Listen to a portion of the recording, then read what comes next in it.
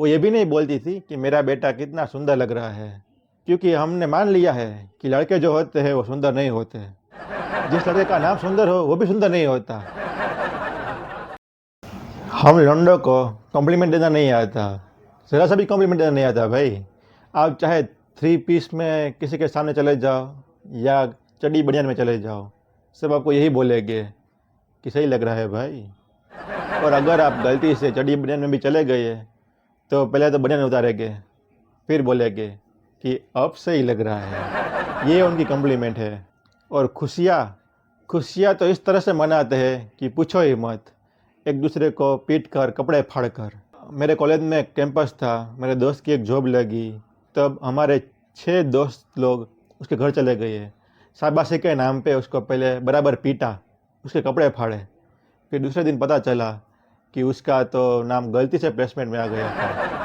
अब वो 6 के 6 लोग उसके घर जाकर चड्डी बनियान सील रहे हैं।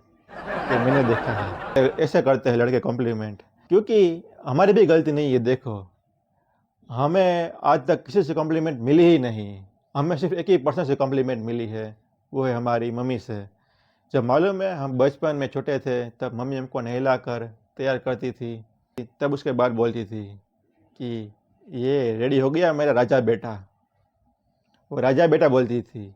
वो ये भी नहीं बोलती थी कि मेरा बेटा कितना सुंदर लग रहा है, क्योंकि हमने मान लिया है कि लड़के जो होते हैं वो सुंदर नहीं होते। जिस लड़के का नाम सुंदर हो वो भी सुंदर नहीं होता। अगर कोई 6 फुट का बंदा आपके सामने आकर बोल रहा है कि हाय मैं सुंदर हूँ, तो समझ जाना कि वो आपको बेवकूफ़ बना रहा है कि नहीं होते भाई सुंदर। वो झेली नहीं पाते कॉम्प्लीमेंट को। और हमारी मम्मी नहाते टाइम हमको तैयार भी कैसे करती थी, यहाँ पे पूरा पाउडर लगाती देती थी। इतना पाउडर होता था कि आप आटे की लोई लेके रोटियां बेल सकते हो यहाँ पे। इतना पाउडर होता था भाई। कभी कभी तो मुझे ऐसा लगता था कि दुनिया की सारी घमौरियाँ सिर्फ मुझे ही होने वाली है।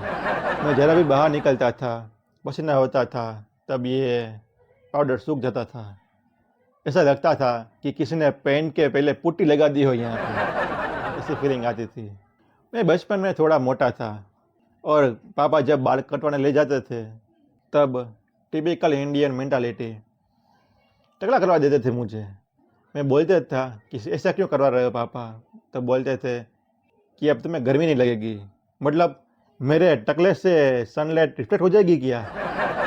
मुझे तो कभी कभी डर लगता था कि ये लोग बारिश में मुझे लेमिनेट ना करवा दें। एक तो मैं मोटा, ऊपर से गंजा और मिडिल क्लास, अलग ही मेंटालिटी होती है भाई। ऊपर से मेरी मम्मी मुझे काजल लगाती थी, एक यहाँ पे लगाती थी, एक यहाँ पे और एक यहाँ पे। ऐसा लगता था कि जैसे राक्षस की सेना में भर्ती होने जा रहा है। मैं जब भी बाहर निकलता मेरे दोस्त मुझको देख के डर जाते थे कि भाई ये आएगा हमको त्रिशूल मार देगा, जैसे टीवी सीरियल में देखते थे वैसे। एक बार वो मालूम है, बचपन में पोलियो वाली आंटी आती है हमें 2 बूंद पिलाने के लिए। वो 2 आंटी एक बार मेरे घर आई थी सूटकेस लेके। तब मेरी मम्मी ने अभी अभी नहला के मुझे रेडी किया था। मैं गेट के सामने बैठा हुआ था। वो आंटी आई, दरवाज़ा खोला, सबसे पहले उसको मैं दिख गया।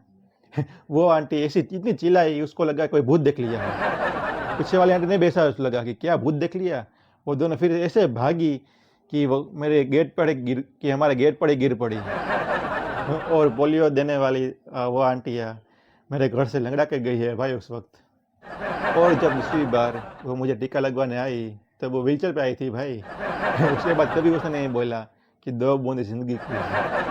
पर मेरी मम्मी एक्सप्लेन भी करती रहती थी काजल क्यों लगाते हैं। कि मुझे एक बार बोलती है कि बेटा ये काजल लगाने से आपको नज़र नहीं लगती।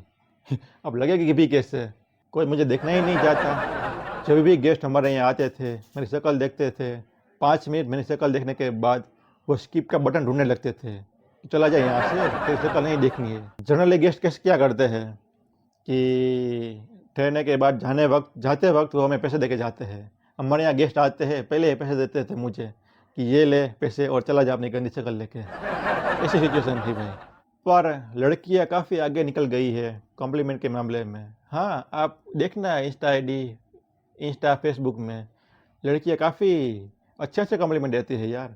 मैंने फ़ोटो इंस्टा पे डाली, एक लड़की का डीएम आया, एडोरेबल। उस दिन मैंने अपने आप को 2 घंटे शीशे के सामने देखा है। कि मेरे में तो कोई भी, मेरी बॉडी का तो कोई भी पार्ट एडोरेबल नहीं है। फिर बाद में मैंने अपने दिल को पूछा कि आर यू एडोरेबल? तो बोलता है नो, आई एम ब्रोकन। मैं 27 साल से जानता हूँ भाई मेरी अपनी बॉडी को, एक भी हिस्सा एडोरेबल है ही नहीं। फिर दूसरी लड़की लिखती है स्प्लेंडिड। मुझे लगा कि स्पेलिंग मिस्टेक हो गई है, स्प्लेंडर लिखना चाहती है। मैंने उसको रिप्लाई दिया कि मुझे स्प्लेंडर बोलती है, तू एक्टिवा, वो भी ओल्ड मॉडल। उसने मेरा आईडी ब्लॉक कर दिया भाई। और मेरी वही इंस्टा पोस्ट पे मेरे दोस्त क्या लिखते हैं मालूम है? वो तो भाई अपना 200% ब्रेन यूज़ करते हैं।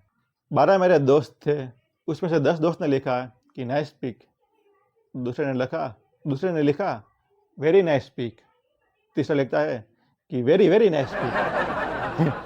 वो लड़के लोग नाइस पिक से आगे बढ़ ही नहीं पाए देखो। और किसी को और बहुत ज़्यादा अच्छी लगती है तो वो बोलते हैं कि भाई एक नंबर पिक। वो किसी भी सिचुएशन के आगे एक नंबर लगा देते हैं भाई। वो मुझे याद है, मैं बचपन में मेरे पापा ने जब मुझे साइकिल दिलाई थी, तब मेरा दोस्त आके बोलता है कि भाई तेरे पापा पापा नहीं है, तेरे पापा एक नंबर पापा है। मुझे भी कहीं एक बार आदत पड़ गई थी कि मैं किसी भी चीज़ के आगे एक नंबर लगा देता था कॉम्प्लीमेंट के नाम पे। और मेरा दोस्त भी वैसा था। एक बार मेरा दोस्त आता है, बोलता है कि भाई काम कैसा चल रहा है? मैंने कहा एक नंबर भाई। पापा ने साइकिल दिलाई, मैंने भी कहा एक नंबर भाई। और बोल रहा है कि मैंने सुना है कि तेरी गर्लफ्रेंड ने तेरे ही दोस्त से शादी कर ली। तब मुझे गुस्सा आया। मैंने कहा कि क्या बोल रहा है, तो पागल हो गया है क्या? बोल रहा है कि हाँ एक नंबर का। मैं भी एडिक्टेड हो गया था। हमारे स्कूल में एक बार क्वेश्चन आया कि अब गांधी जी का चित्रण कीजिए। मैं भाई क्या लिखता, मैंने लिख दिया कि गांधी जी एक नंबर आदमी थे, गांधी जी ने सारे काम एक नंबर के किए थे। ये पूरा पढ़ के टीचर ने भी मुझे एक नंबर दिया भाई। और जब मैं ये लिख रहा था ना, तब मेरा दोस्त बोल रहा है कि मुझे भी लिखने देना भाई। मैंने बोला हाँ लिख ले, पर सेम ही मत लिखना, कुछ ना कुछ चेंज कर देना। तो मालूम है उसने क्या चेंज किया? उसने लिखा कि गांधी जी 2 नंबर आदमी थे, गांधी जी ने सारे काम 2 नंबर किए हैं। हम 2 दोस्त पहले से इंसान हो गए जिसको गांधी जी के नाम पे मार पड़ी है भाई। हमारे टीचर ने जब मेरे दोस्त को मारा, तब उसने दूसरा गाल आगे कर दिया। बोल रहा है कि गांधी जी के रास्ते पर चलूँगा। सर ने उस पर भी चाटा लगाया, तब वो ठिकाने आया। पर आप जानते हो मुझे सबसे ज़्यादा शौक कब लगा? एक बार मेरा दोस्त मेरे पास आया और बोल रहा है कि तू यही रुक, मैं ज़रा एक नंबर करके आता हूँ। मुझे पता नहीं था। मैंने सोचा कि भाई एक नंबर करके आता है, आखिर एक नंबर होता क्या है? क्योंकि हम तो आज तक सभी को एक नंबर कॉम्प्लीमेंट के नाम पे दे रहे थे। तो आज तो मुझे देखना है भाई कि एक नंबर होता क्या है। वो आगे गया, मैं उसके पीछे पीछे गया, तो वो एक दीवार के पास जाके अकेले में मूत रहा था भाई। वहाँ पे जाके बोला कि भाई ये क्या कर रहा है? तो दोस्त बोल रहा है कि यही तो है एक नंबर। तब मेरी सन की और मैंने उसको एक चाटा लगाया। बोला कि बेवकूफ़, तब तुझे पता नहीं चला जब तूने मेरे पापा को बोला था कि तेरे पापा एक नंबर है। तो यही थी आज की stand up comedy. Thank you very much. तो आज के लिए इतना ही। अगर कोई सजेशंस हो तो कमेंट में ज़रूर बताइएगा। मिलते हैं अगले वीडियो पे। Peace out.